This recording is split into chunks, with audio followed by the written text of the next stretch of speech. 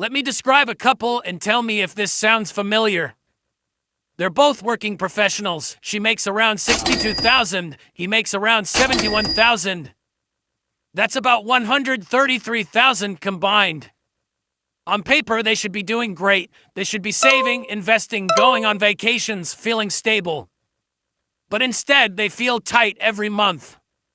They have maybe a month or two saved. When a car repair hits, it goes on a credit card.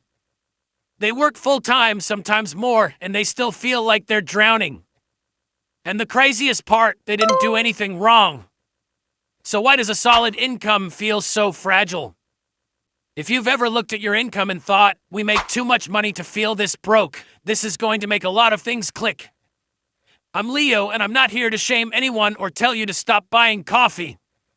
I want to show you the real trap. The modern money system quietly turns higher income into higher obligations. Here's the big idea. Most people don't have a spending problem. They have a fixed cost problem.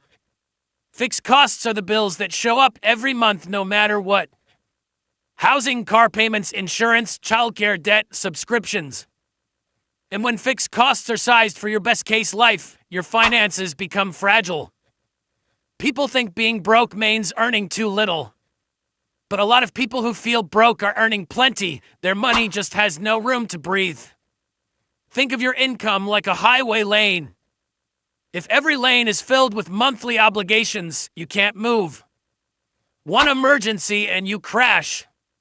Here, where the trap gets sneaky, it doesn't feel like luxury. It feels like normal upgrades. A slightly better neighborhood. A slightly safer car. A house with an extra room just in case. A few subscriptions. More convenience because you're exhausted. No single decision feels crazy. But together they create a life that needs your full income forever. Let's make this real with simple numbers. Say a household brings in $133,000 a year. Depending on where you live, after taxes and deductions, maybe you take home around $8,000 a month, give or take. Now watch what fixed costs do. Housing, $3,200. 2 cars plus insurance, $1,400. Utilities plus phone plus internet, $500. Groceries, $900. Childcare or after school, even part-time, $1,200. Student loans / credit card minimums, $400. Subscriptions plus random monthly services, $200. That's already around $7,800. So when people say we make good money but feel broke, sometimes the answer is simple. There's only $200 left before life happens. And here's the important part. This isn't just personal failure, this is structural. Housing costs, healthcare costs, childcare costs, these aren't optional. They're the price of participating in the modern middle class. So 2 people working full-time doesn't automatically create wealth. Sometimes it just creates the ability to afford the baseline. Here, where families get trapped. When both incomes are fully committed to fixed costs, you lose your backup plan. If one person gets laid off, or has a health issue, or needs to care for family, the whole system shakes. Not because they're irresponsible, but because their life was priced for both incomes forever. So what do? You don't need to become extreme. Unite a different foundation. Here's the rule. Try to structure your fixed costs so you could survive on one income if you had to. Not comfortably, not perfectly, but survivable. Because the goal of money isn't looking rich. It's having options. Here's a simple 3-step plan.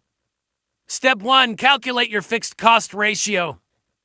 Add up housing, car payments, insurance, debt minimums, childcare, and subscriptions. Divide by monthly take home. If fixed costs are above 60%, you'll probably feel trapped. Step 2, attack the big 3. Housing, transportation, childcare. You don't need to change everything. Just one of these can free up a huge amount of money.